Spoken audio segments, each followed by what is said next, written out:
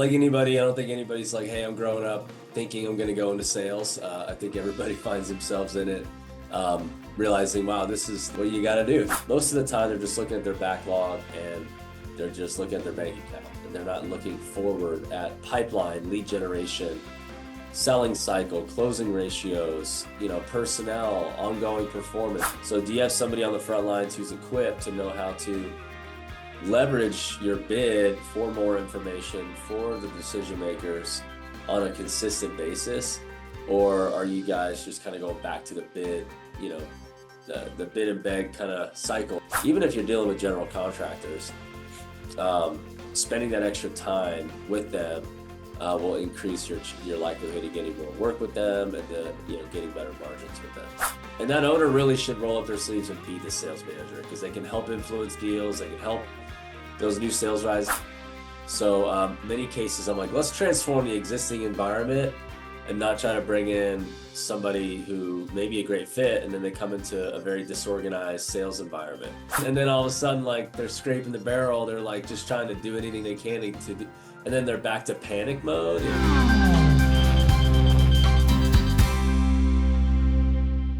Welcome, everybody, to the next episode of the Mobilization Mindset. My name is Scott Pieper, CEO and founder of Mobilization Funding, and today we're going to be talking about selling, sales, building your sales team, and strategies inside your construction company. And we have today as our guest, Ryan Groth. He is the founder and CEO of the Sales Transformation Group. Today, we will refer to that as STG, and so does he. But Ryan, welcome to the show. Thanks, Scott. Glad to be here. Me too, man. So selling is like the lifeblood of any organization, no different for construction. How did you get into selling systems, and most importantly, find a passion for that in the construction industry? Yeah, like anybody, I don't think anybody's like, hey, I'm growing up thinking I'm going to go into sales. I think everybody finds themselves in it, realizing, wow, this is what you got to do. You got to know how to sell. Even architects, they go to school, and then the ones that get paid the most are the ones that learn how to sell. So I found the construction industry and sales at the same time. Actually, my parents were in the contracting industry and had a small remodeling mom and pop business, and then a commercial sign company. And I went and played college baseball, some pro baseball. And then when that was done, I was like, all right, I got to figure out how to make money. And I was looking at all kinds of different things in baseball and maybe even that family business. But I went a different path, and I just wanted to learn of what it looked like to be at the higher level. Like what's that big league level look like for business. And I was able to meet a large regional CEO of a commercial roofing company in South Florida, and great business guy. I was referred to him by somebody who I was just trusting for some next steps in my career. And I was introduced to this gentleman, and he had implemented a tracking and a managing system for sales, and then he had invested in outside sales training. And so I came in, and I was fortunate to be able to take a product that he built for himself and take it to the market. And I saw the power and the impact through constant ongoing demos of a best practice of selling in the trades. And I saw hundreds of companies that weren't doing anything remotely close to that, nor were they as trained as this company I happened to work with. And this company that I was working directly with, who had built this CRM tool and was being trained, I took over as the trainer, and we saw this company grow and scale amazingly. And it's the kind of scale and the kind of revenue and the type of clients and projects that I noticed that was this inspired a lot of people. They wanted that for themselves. And so I was like, well, this isn't rocket science. This is good old-fashioned fundamental salesmanship and sales leadership. So I found the industry needing help implementing and standing that up and creating that environment.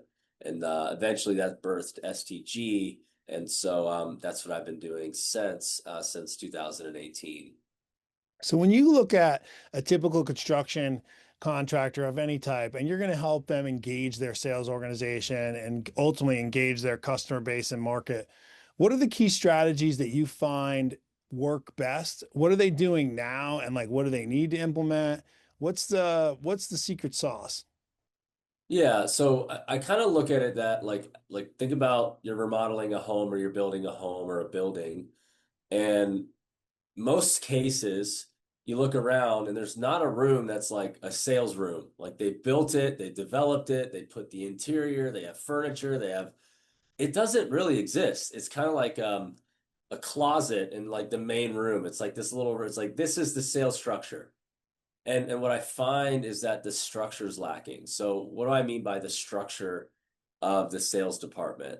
It would be like a sales plan, a sales focus and a vision. You know, where are we taking the sales team? What are our targets? A sales process is a big one. Even devoted salespeople that are compensated to drive the right type of sales, that's a structural dimension of their business that is often under thought. Like they just don't think through it enough. They just kind of skim over it, make it simple, or pay. I mean, I even know some salespeople that are getting paid hourly with no commission. It's just the craziest thing. And so, not that's an extreme example, but many commercial companies, oh yeah, pay them salary, you know, maybe a year-end bonus if we do well, but that doesn't really motivate and attract like sales athletes, like like really good salespeople that can do bigger things for your business and not just be knowledgeable about the project, but know how to sell. And Yeah. so I find that sales process and then a lack of ongoing skill development is a big gap in many of these companies. So what do we do? Hey, we resort to what we know, you know, and that's going to be product knowledge. That's going to be, you know, technical knowledge. Very important, especially as you become more, you know, professional and you go up market and deal with more complex projects. But, uh, you know, the sales skill, the sales process, the sales structure, much of that's missing. You know, they may even have a sales manager. The sales manager is not even structured. Their compensation is not even structured for them to drive growth, nor are they accountable. I'd say also goals are very lacking in tracking. You know, how are we tracking? Are we measuring goals? How are we doing against goals? Most of the time, they're just looking at their backlog and they're just looking at their bank Mhm. account and they're not looking forward at pipeline, lead generation, selling cycle, closing ratios, you know, personnel, ongoing performance. They're not creating an environment where a sales rep wants to work really hard to be a part of that environment. Someone's just happy that someone's bidding something and they're just like Right. hoping they'll win. And I find that to be a big discrepancy. Yeah. Well, that brings up a good point too. Like if I'm a commercial construction contractor and I'm like, like, look, I have my estimating crew, I have my folks that are business development, I have my salespeople, but by definition, it sounds like you may be defining those roles a little differently. If I'm a contractor and I'm listening, I'm thinking right now, look, man, I got these RFPs that are coming out. I'm building relationships to get on their RFP list. I get the RFP, I make the bid, and I either win or I don't. What is my salesperson going to do differently? What would you suggest I do different than that? Yeah. So my first question would be like, is that RFP work the exact work you want? I think that a lot of times people find themselves in that spot, but they really want private negotiated work. And so what I find is sales skills is important everywhere, but it finds itself even more valuable in a private negotiated setting. So you know, selling services and then selling repairs, replacements, retrofits, you know, you name it, where there's no one in between you and the money, right? There's no GC in between you and the money. But even in the scenarios where there is a decision-making process, are you asking really difficult questions that separate you from your competitors at the RFP level? Because if you start poking holes in things, whether it's scope or whatever it may be, you're differentiating yourself from others because you're showing care and expertise that somebody else is not. The other side of this is just like the actual um, in person and you know or conference call discovery, qualifying, presenting, and follow up. You know, those who don't have a process will default to the prospects process. And you know, there are definitely professional buyers out there in the world of commercial selling, commercial construction, where they, you know, that their job is to bring out as much margin from you as possible. So, do you have somebody on the front lines who's equipped to know how to leverage your bid for more information for the decision makers on a consistent basis? or are you guys just kind of going back to the bid, the bid and beg kind of cycle, or you just or lowering, selling on price, and people call it a reverse auction, or you go just Yeah. how low can you go? And so to beat that, you need people who are in like speaking to the decision makers privately and directly and having conversations no one else is having. That's like bucking the system. You got to go out and do that. So I think that's the a major difference. And then having the courage and the discipline uh, to not get sucked back into just the bidding, just to bid, but to build relationships, to qualify, to get with the decision makers, and on a more regular basis. And a lot of times, estimators who are capable of bidding, they get so caught up in the next bid on their desk that they stop the relationship building part. Even if you're dealing with general contractors, spending that extra time with them will increase your likelihood of getting more work with them, and getting better margins with them. So what would you say the perfect process looks like? So like let's just say we're your typical commercial contractor trade. You have your customers that you bid their work. You're trying to develop new customers. You always have one or two, maybe they're GCs, maybe they're direct developers, depending on the trade that you want to get into. What do you suggest is the best process? What's the right mix of department? Like what does great look like? When you walk in, you're like, wow, this is if you were to walk into a place and say, this is perfect, what does that look like? So I would say perfect would start with a business model that does have services. I love that because if they can provide high margin, lower ticket, proactive services like repair, replace, something that's not your massive ticket, you have access to those accounts to build relationship and trust where others may not. So that's going to grant you more private opportunities. That's great from a For cash flow perspective too, by the way, for the business. For sure. Yeah. So, it's like you get paid 30 days versus 180 days. Um, so I think that's a perfect fit. So if I have that, and then if I have account managers who are developing accounts, going deeper with those accounts, guiding and consulting those accounts on what to do next between your service offerings and your projects, I think that's a beautiful model. And then I'm somebody driving that with targets, quotas and measurables. That's like not just how we doing, great, how we doing, great. Like we're actually knowing our numbers. We have goals to expand those accounts, and then I would have like somebody who's focusing on net new customers only, and a team of that. So there's softwares out there that can help you with property intelligence and uh, you know getting access to people. It's somebody who is out there trying to break into accounts early, trying to start the projects before, like with a developer, before they even call the GC, right? And they're like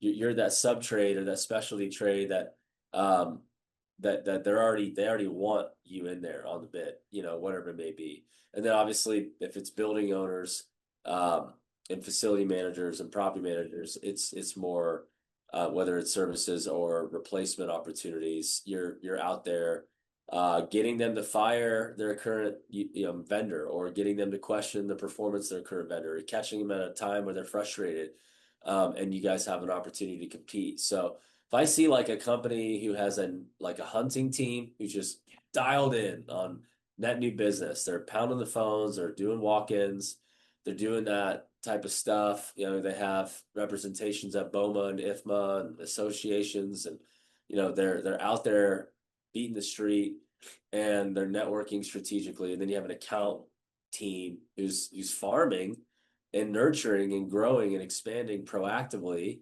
with intent. It's not reacting to the accounts. It's guiding and getting as much out of those accounts that is equitable and valuable.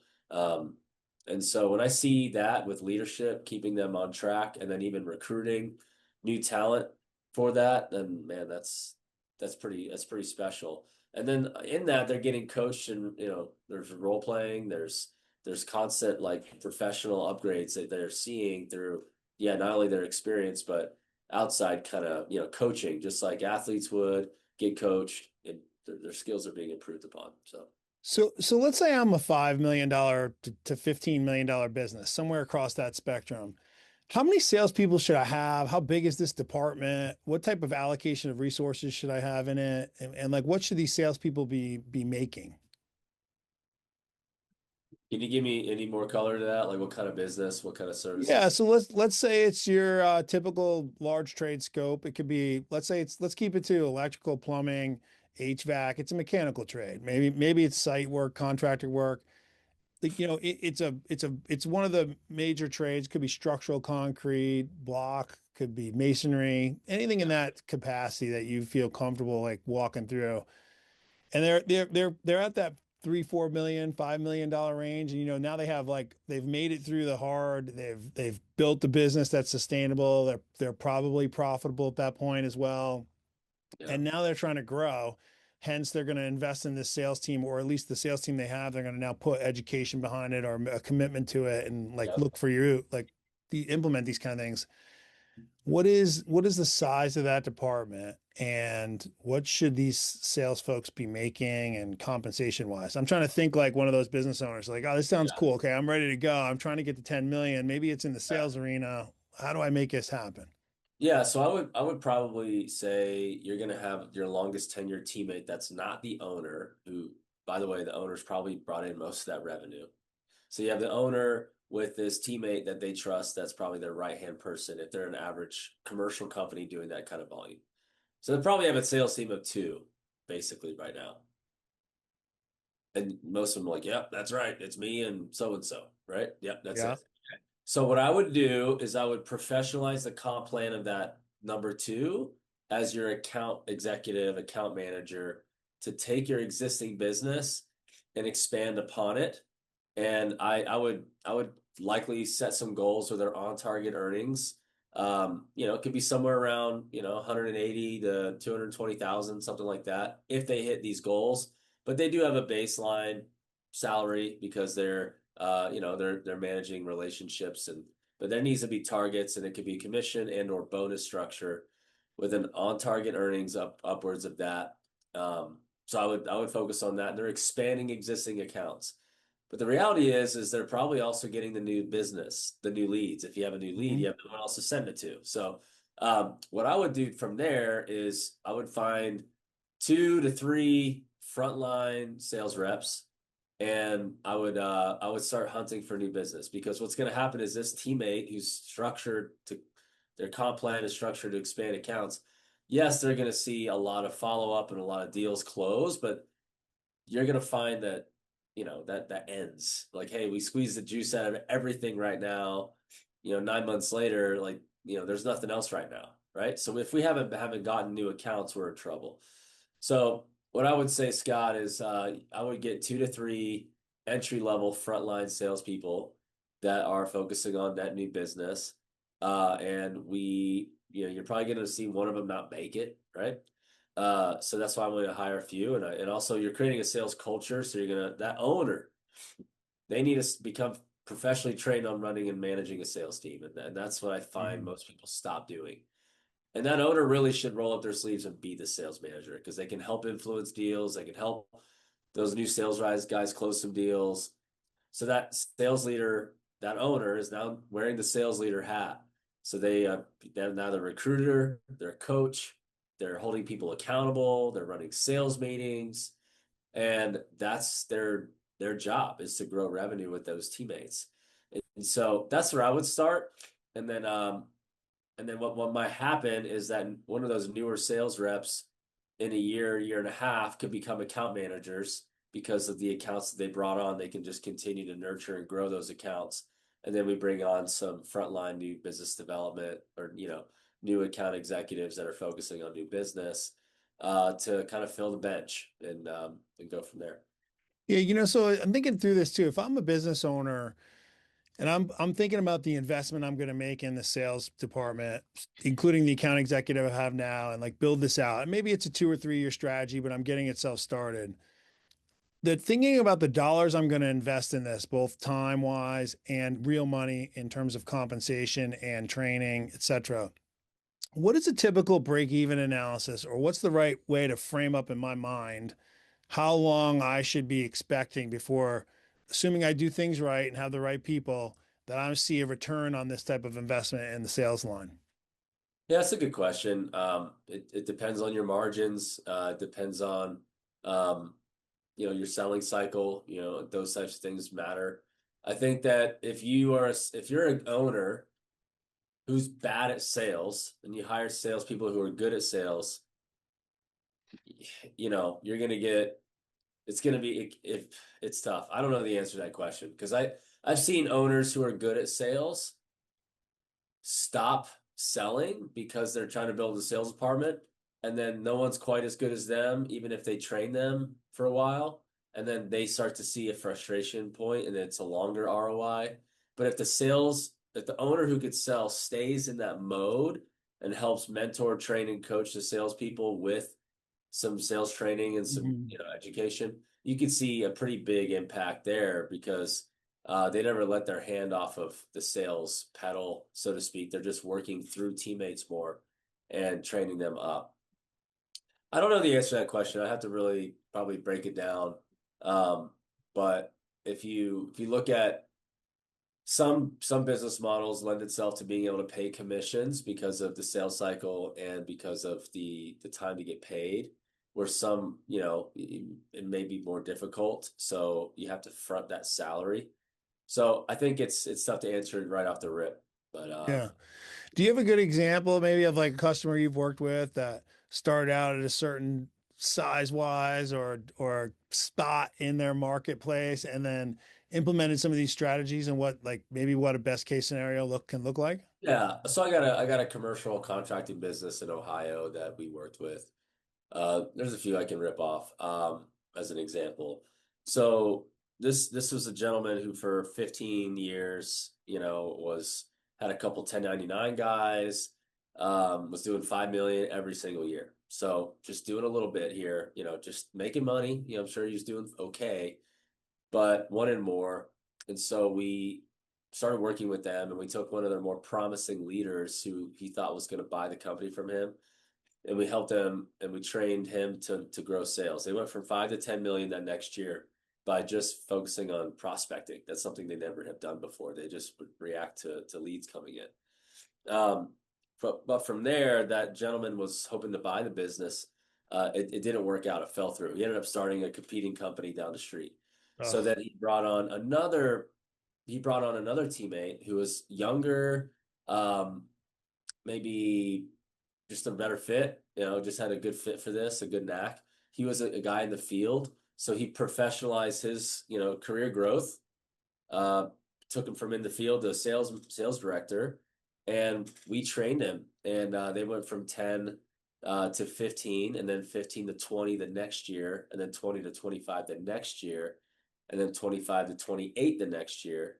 And the last, it was like 18 months ago they actually had a separate service department who they just reacted to calls and then went out and tried to sell it. They didn't even have their sales team equipped and structured where they were able to sell service.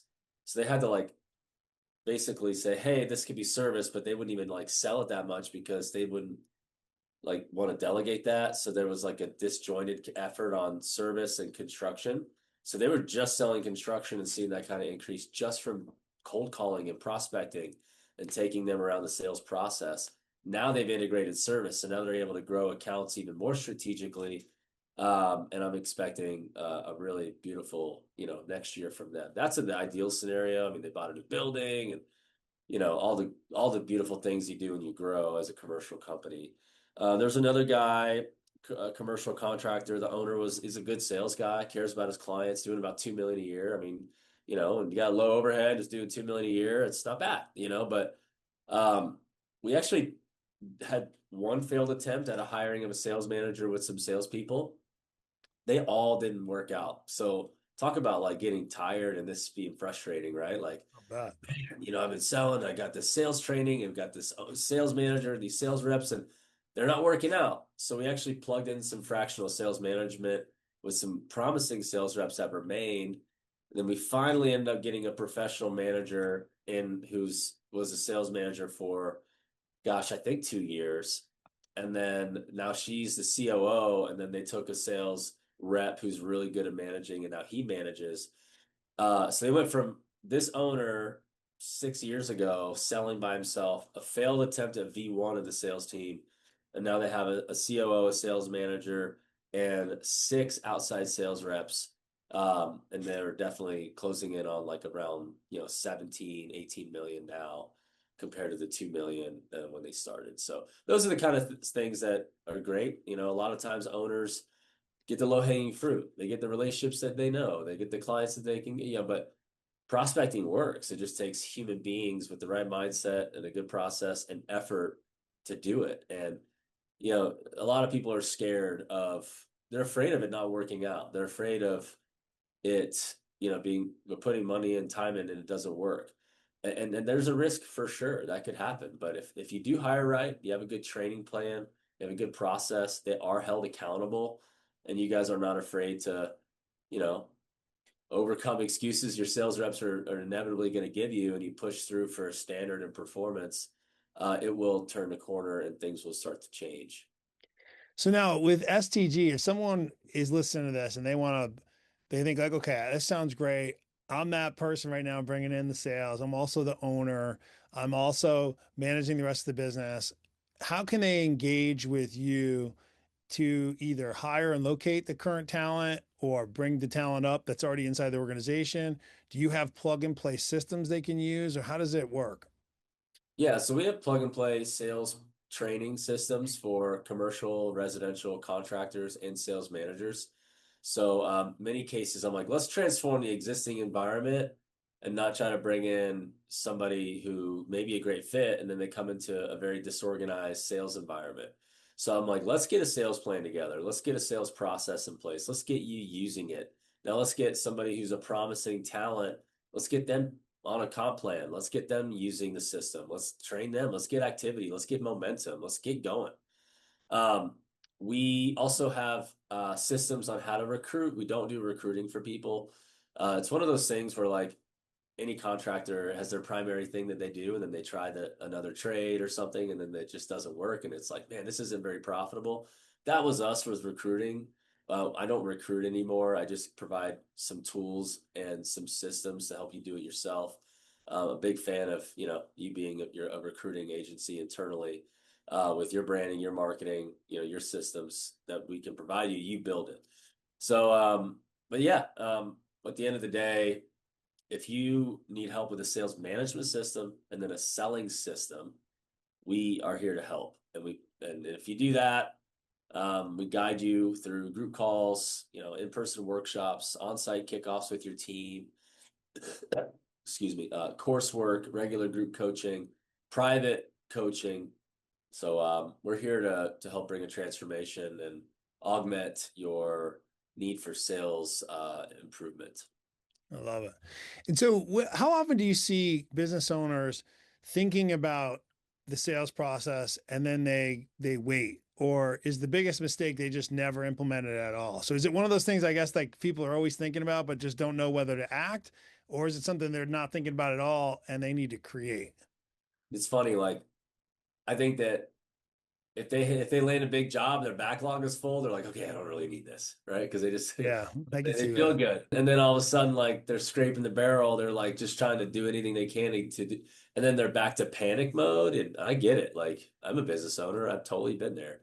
So I would say like if you're like, hey, I'm ready to be proactive once and for all, like I'm finally done. Like I'm done just with this revenue roller coaster, this vicious cycle of being in just lower my price, get some work, and then and just I'm ready to be a sales organization. Hey, I did a bunch of work, and I got to do the bunch of work, and my pipeline's drying up because I'm doing a bunch of work, whatever the occurrence is.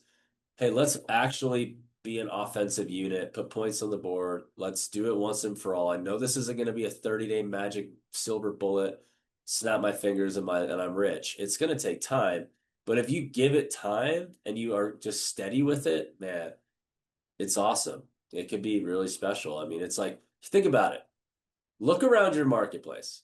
Like, all right, if we know this, if professional sales organizations will win, no matter what industry, we believe in that. We believe that Sales is a process, sales is a skill. Just look at that objectively and say, no matter what industry, having a great sales team is going to be a competitive edge. Would you agree?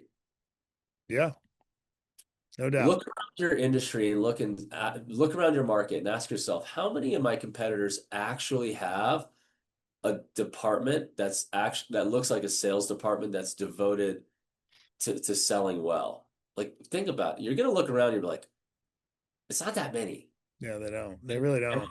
and my point is, if you actually are the one that says, I'm going to invest in this, and you give it time, just the fact that you have your own devoted sales team that your competitors don't is a massive advantage because you're following up when no one else is following up. You're prospecting when no one else is prospecting. You're having conversations about qualifying and getting deeper details on a project and the decision-making process when no one else is even asking.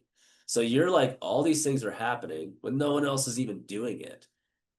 And so don't wait until everybody figures out how to do this and then you're stuck. Like you're stuck now. You have to do it. Now you're doing it, and you're not making the progressive gains that you once could have with a not so competitive sales environment, right?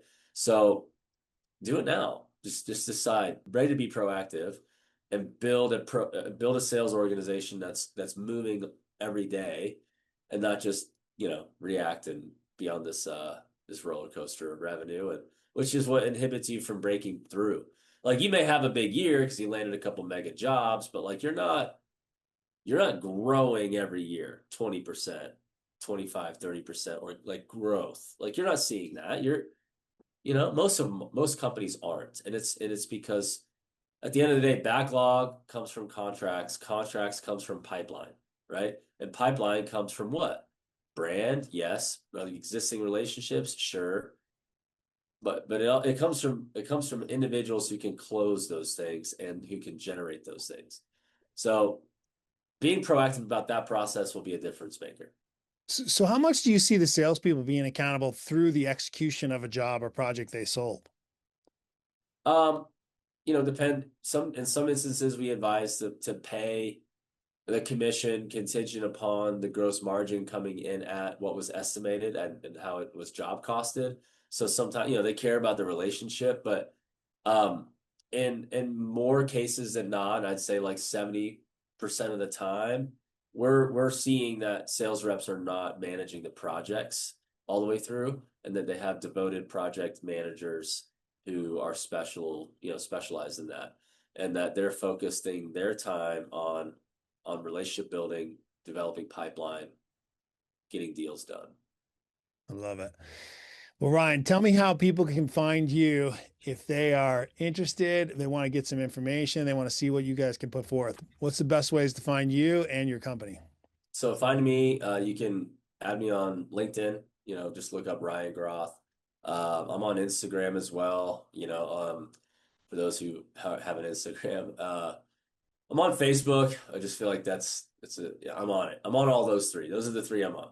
Okay. You can reach me at rgroth@salestransformationgroup.com. That's my email. That's the best way to reach me. You could also, text me if you like, 808-463-0974. Happy to jump on a call with anybody who has some challenges. So rgroth@salestransformationgroup.com or 808-463-0974. And then that email is our website, so salestransformationgroup.com.